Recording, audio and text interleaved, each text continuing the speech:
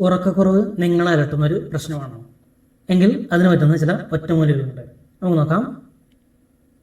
കസ്കസ് പൊടിച്ച് തുണിയിലാക്കി നെറ്റിയിൽ കെട്ടുക. 2-3 ചുവന്നുള്ളി രാത്രി ഉറങ്ങാൻ പോകുന്നതിന് മുമ്പ് ചവച്ചിറക്കുക. ജീരകം, ഇരട്ടിമധുരം എന്നിവ സമം ഉണക്കിപ്പൊടിച്ചത് 8 ഗ്രാം എടുത്ത് പാലിൽ കഴിക്കുക. ചൂടുവെള്ളത്തിൽ തേൻ ചേർത്ത് രാത്രി ഉറങ്ങുന്നതിന് മുമ്പ് കഴിക്കുക.